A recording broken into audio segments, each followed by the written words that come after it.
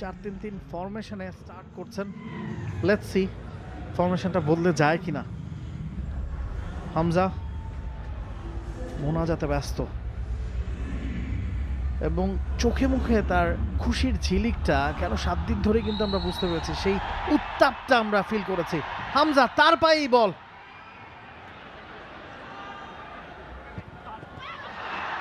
সুযোগ একটা, what a miss.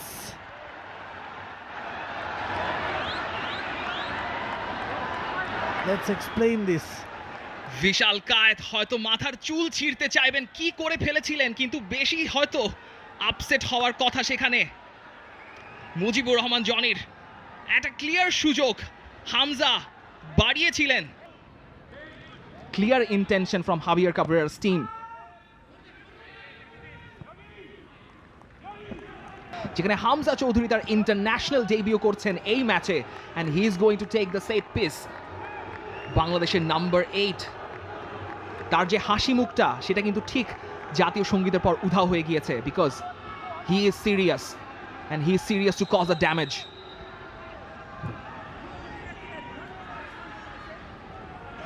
Here comes Hamza.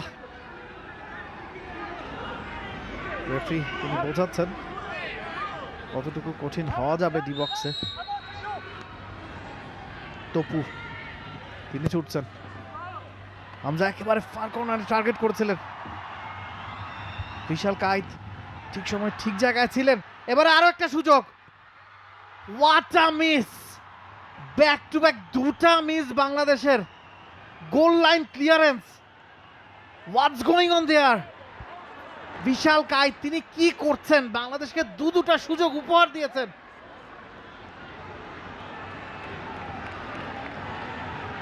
Goal line clearance. India rattled. India is rattled. They are feeling the nerves. Hamza corner.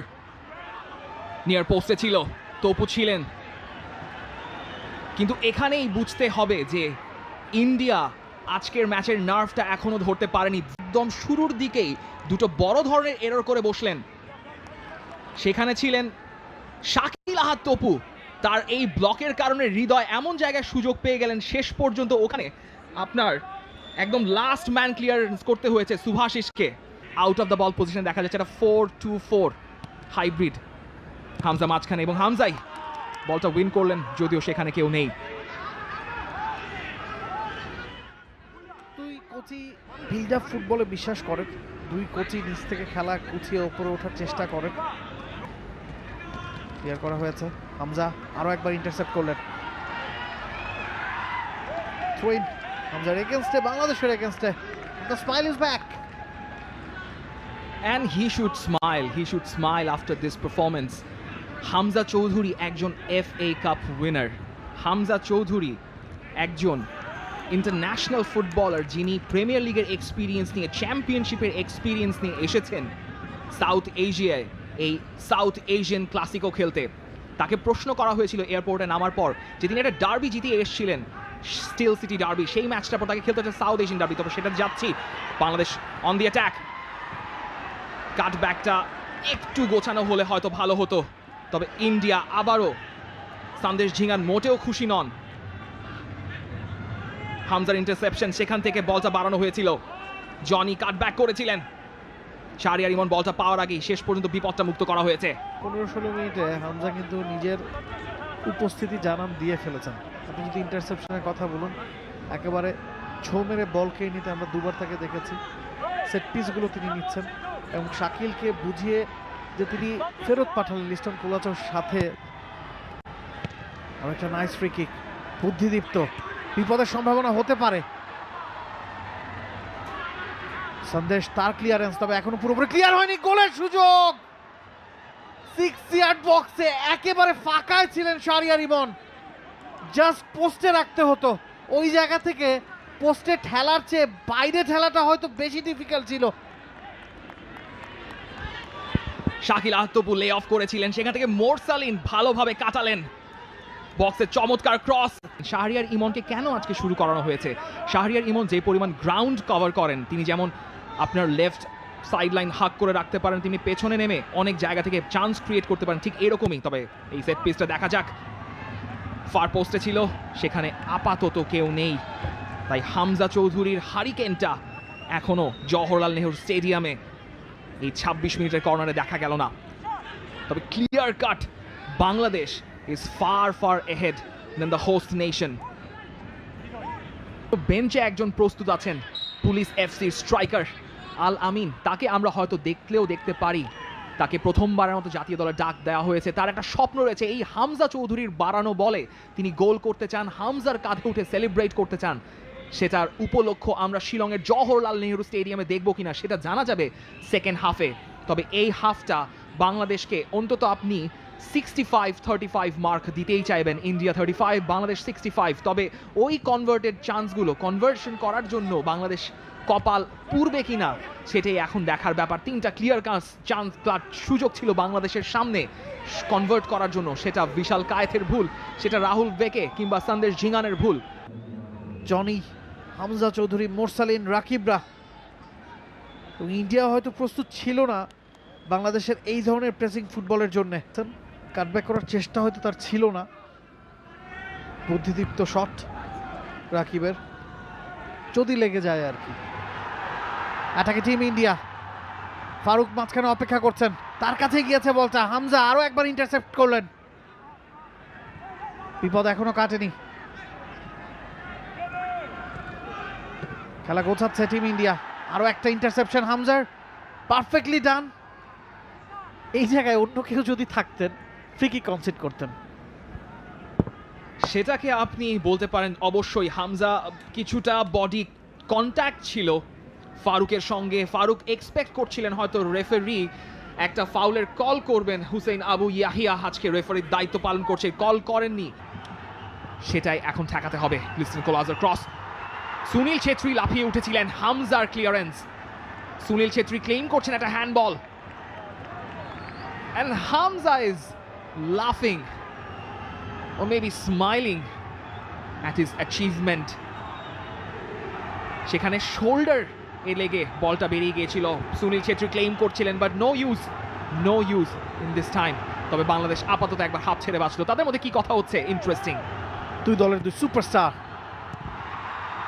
এবারে কিন্তু জটলা, বিপদ হতে পারত। সন্দেশ ঝিঙ্গান, তিনি প্রায় পৌঁছে গিয়েছিলেন, বলে নাগালটাও পেয়েছিলেন। কাভারটা গ্রিপটা ভালো করেছেন মিতুল। হামজার পায়ে বল, চন্দন, মোরসালিন, রহমত রাইট ব্যাক পজিশনে ফিরে এসেছেন, টান দিয়ে বলটা বাড়িয়েছেন, ব্যাট পাস, রাকিব ছিলেন ওই জায়গাটায়। থ্রোইং টিম ইন্ডিয়ার,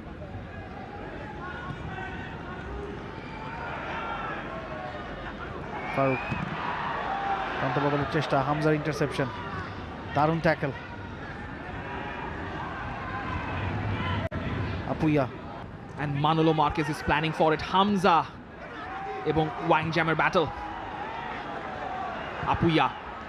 আপুইয়ার এই পাসগুলোর প্রশংসা না করে পারা যায় না। বরিসকে পাস দিয়েছিলেন, রাখতে পারেননি, হেভি লং থ্রো,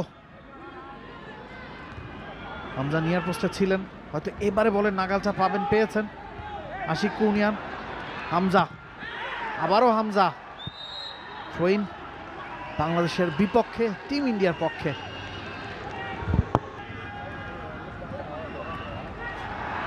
এবারে বিপদের সম্ভাবনা তৈরি হতে পারে। ইরফান অপেক্ষা করছেন মাঝখানে, কাটব্যাক, আরো একবার ঠেকালেন কে?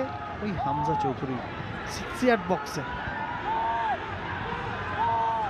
নিজের উপস্থিতির জানানটা প্রথম ম্যাচে এর চেয়ে বেটার দিতে পারতেন না Hamza, that's for sure. Jamal ভুঁইয়ার কথাটার প্রমাণ হামজা চৌধুরী করে ছাড়লেন, করা দরকার ছিল না, because Hamza Choudhury is that calibre of a player.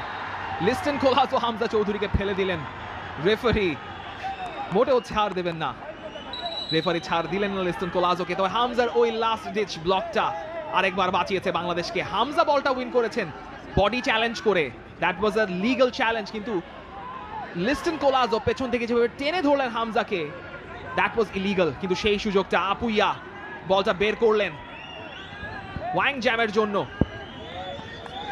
ব্রিসন সেখানে ছিলেন, হামজার ব্লকে। ফয়সাল আহমেদ ফাহিমের উদ্দেশ্যে বাড়ানো হয়েছিল। রাকিব শেষ চান্স, নিয়ার পোস্টে শটটা করেছিলেন, পাওয়ারফুল শট, দিশা খুঁজে পাননি। হয়তো এটাই ম্যাচের শেষ সুযোগ, বলছিলাম একটা সুযোগ বাংলাদেশ পাবে, এটাই কি সেই সুযোগটা ছিল কিনা? ইট ওয়াজ আ চান্স। রহমত বুঝে শুনেই বলটা সেখানে দিয়েছিলেন, সেকেন্ড বলটা উইন করা হলো, তারপর রাকিব এবং সন্দেশ জিংহান আরেকবার, কিন্তু শেষ কাজটা হলো না, গোলটা হলো না। 95 মিনিট পেরিয়ে গেছে, লাস্ট মোমেন্ট, এই জায়গায় বাংলাদেশ বল লুজ করতে চাইবে না। মহেশ, ব্রিসন সেখানে রয়েছেন, কিন্তু বাংলাদেশকে এগিয়ে দিতে পারেনি। হামজা চৌধুরী ডিকটেট করে গেছেন এবং শেষ। For more updates, subscribe to our YouTube channel